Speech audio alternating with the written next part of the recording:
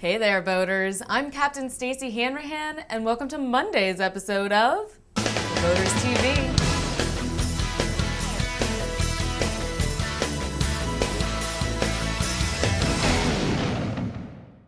First up, our Captain's Caption photo was provided by Gordon the Viking. We'll reveal the caption of the day at the end of the show. Now in Did You Know? Southern Boating's Captain Robb Hanrahan is here, and he's cruising the Space Coast.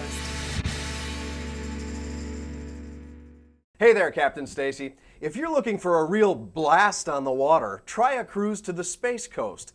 In our September issue, Bobby Kenyon tells us about the astronomical adventures awaiting us in the waters surrounding Cape Canaveral on Florida's Space Coast. The locals will tell you the best place to get an out-of-this-world view of the launch is from the bow of a boat on the Banana River. And that's right, there's a bad pun in every sentence here, but can you blame me? Be sure to monitor Channel 16 for Coast Guard broadcasts of restricted sites during the countdown. You don't want to be the one that forces Mission Control to scrub the launch. And there are miles of waterways that'll give you a front row view. Now, if you can't be there at launch time, there are many other reasons to visit the Space Coast. More than 30 marinas and countless dock and dine restaurants make it a great stopover for ICW cruisers with easy access to the Atlantic Ocean. The Kennedy Space Center has attractions for the whole family. The Shuttle Launch Simulator will give you a chance to experience the sights and sounds of a real launch, G-forces and all. You better do that one before lunch, though. And if you like quieter cruising, the Cocoa Beach Pier is just a few miles south, where you can dock at the Cocoa Village Marina and watch the surfers try to hang 10. If your family just has to go on a nature tour, this would be my kind of action, an airboat ride that'll take you screaming through the shallows for a quick thrill. Those are just a few of the things you'll find. The sky is the limit for boating adventures along the Space Coast. And okay, that was my last pun. To read Bobby's entire article, pick up a copy of Southern Boating's September issue or register for our virtual magazine at www.southernboating.com. Captain Stacey, back to you. Thanks, Rob. Now in Nautical Know-How, part 1 of our Hurricane Boat Preparation Series.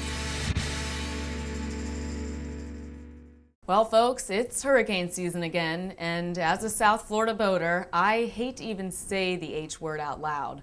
But ignoring the threat of hurricanes won't make it go away. We have to be prepared. So this week, I'll be doing a 3-part series on hurricane preparations for boaters with the help of our good friends over at boatu.s. Today and Wednesday, we'll go over critical points for securing your boat, whether in the water or ashore. And Friday, we'll talk about advice to follow following a storm. So let's get to it. Today, we're going to go over securing your boat ashore. boatu.s reminds us that hurricane prep starts with 3 considerations: location, location, location. It is critical to choose the most storm-worthy spot possible. When members of the boatu.s Hurricane Catastrophe Team were asked where they'd want their own boats during a storm, most of them said ashore. If you can haul it, do it. Even when boats fall off jack stands and cradles during a storm, they tend to suffer less damage compared to boats that are damaged in the water. Be sure to store your boat well above the potential storm surge and reduce windage as much as possible. Take off all loose gear like canvas covers, bimini tops, and outriggers. Some smart owners have even reduced windage by digging holes for their sailboat keels. You'll need to use extra jack stands, at least 3 or 4 on each side for boats up to 30 feet. Be sure to support the jack stands with plywood and chain them together. One effective technique for boats stored ashore involves strapping them down to eyes embedded in concrete. Marinas in both Florida and Puerto Rico have saved many boats with this approach. Consider leaving your boat instead of your car in your home's garage.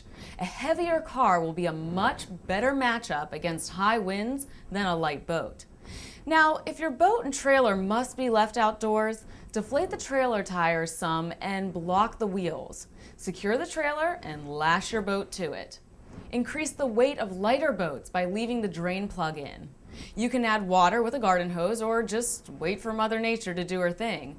But if your boat's got a stern drive, remove the drain plug so the engine won't be swamped.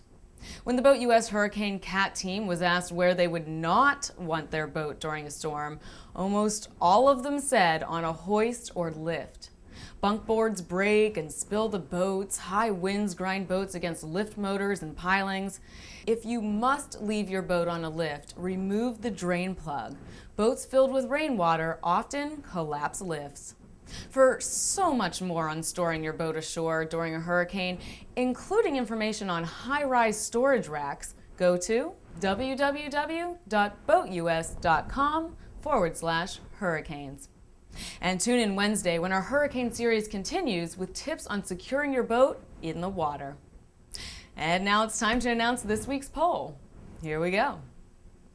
If a hurricane was approaching your area, what would you do with your boat? Secure it in its current location on the water, move it to a different location on the water, haul it out of the water, kiss it goodbye. To vote, simply go to www.theboaters.com. Now it's time to reveal Stacey's theboaters.com Sealebrity profile pick of the day, which is Anubis Moon and his 11-foot submarine, Reef Hunter. Mr. Moon works on the Reef Hunter and 5 other vessels. As you can see, he enjoys scuba diving and recording underwater video. He also loves to sail. Welcome to the Boaters family, and congrats on your Sealebrity status. And finally today, the captain's caption of the day is, fishicles. By Bruce.